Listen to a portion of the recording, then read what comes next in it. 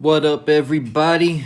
Power Book 3, Raising Kanan Season 3 drops December 1st, and the Season 3 synopsis reads, Kanan finds himself grappling with the very notions of right and wrong, good and evil, fidelity and disloyalty, and he's not alone. Every member of the Thomas family must confront an existential crisis that challenges their very identity, whether it's Marvin, who's trying to redeem himself, or Rock, who's finally coming clean, or Lou, who's wrestling with his own evil, or Jukebox, who's simply trying to break free from her family's pathology. They are all attempting to redefine and reinvent themselves. They won't all be able to complete this intensely personal quest, but for those who do, the destination may reveal the most terrifying secret of all. There is no right and wrong, or good and evil. There are no absolutes. In the end, there's just you. So today I'm talking about the Raising Kanan Season 3 theme of reinventing yourself and the clues that we might have saw regarding this from the Season 3 trailer. This also comes from the 25th law of the 48 laws of power that says to recreate yourself. A big part of this law has to do with self-consciousness and self-awareness, and having the ability to take control of your appearance and emotions. So, starting with Rock, who it looks like is having second thoughts regarding the life after her brush with death at the end of Season 2. Keep in mind what Ghost told Tasha in Power Season 1. I don't know any old, wrinkled up drug dealers. They either end up dead or in jail. The words of Ghost's father ringing back in his head and becoming realer than ever to him. And this is the reality that Rock is currently facing after being shot and just about to be killed before getting saved by Unique. On top of that, Rock is dealing with the person that she had to be to get to the top of the food chain, snitching, lying, taking advantage of people, doing whatever she had to do. And a big part of this is her son Kanan, who she lied to his whole life about who his father was.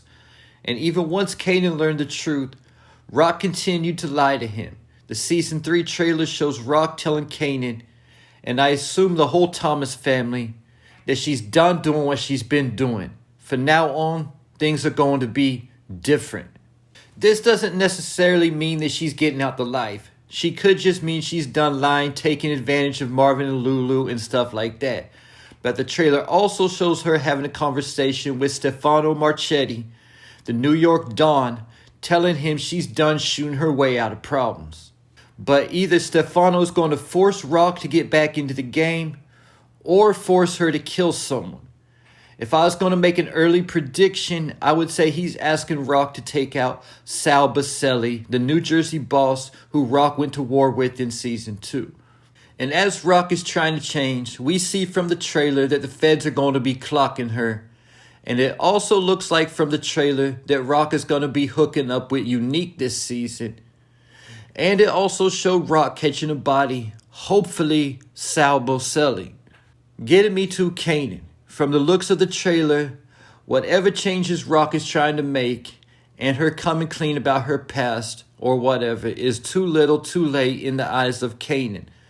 Season 3, we will see Kanan recreating himself to trying to get out of the image of being Rock's son.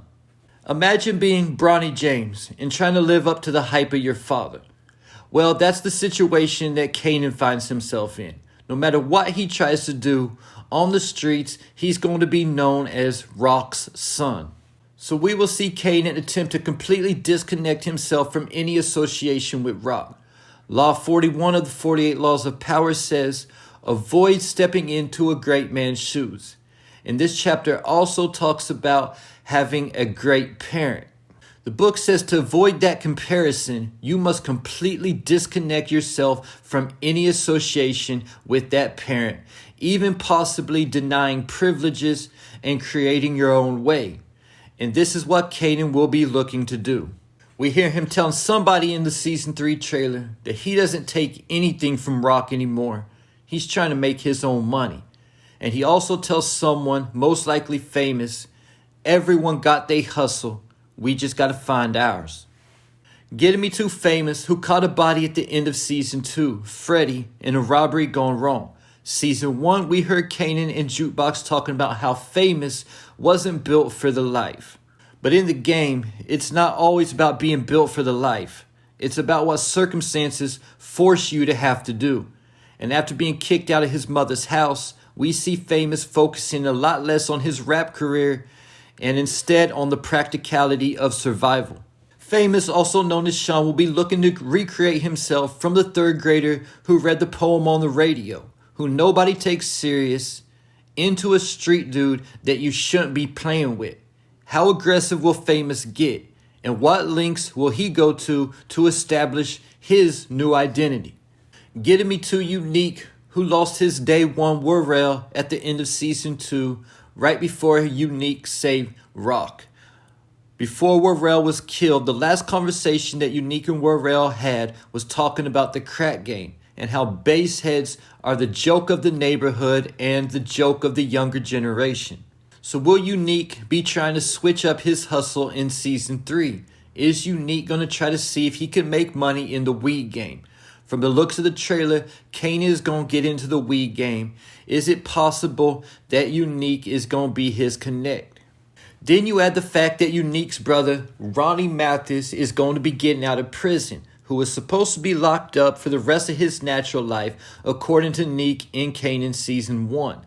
So Ronnie will add a new element to Unique's story, and the trailer shows Ronnie stepping to Kanan and asking him if he works for Neek. Getting me to the remaining Thomas family, starting with Jukebox. And the synopsis says that Jukebox is trying to break free from her family's pathology. Also keep in mind that Jukebox's mother was just killed in the final moments of season 3. Jukebox has not had a good relationship with her father, Marvin, but that all started to change at the end of season 2. And Jukebox even called Marvin dad for the first time since she was a little girl. Marvin already began to recreate himself in season 2 when he started going to anger management classes with his instructor Renee, who was also killed at the end of season 2. But Marvin also made the mistake that caused the war in the first place, hiring Sal's son to kill Tony. And there's no telling if Sal still wants blood with Marvin or not. But Marvin will definitely be on his best behavior, at least to start off season 3, still trying to redeem himself with Rock. But the other brother won't be on his best behavior with Rock, and that is Lulu. At the end of season 2, there was the classic scene with Rock telling Lulu, "I own you." This is after Lou found out that Rock had snaked her way into becoming a 50-50 partner of Bulletproof Records. Lulu was about to leave town when the Italians came into the studio and shot it up, killing Lulu's girl, Ziza, in the process. Lou had wanted out the game in season 2, but took a dark turn after killing Crown Camacho. Lou also has the feds to worry about concerning Crown's death because they found the Bulletproof Records card in Crown's pocket when they retrieved his body. So this could also mean problems for Rock also. And there you have it. Leave your Raising Kanan Season 3 thoughts, theories, and predictions in the comments.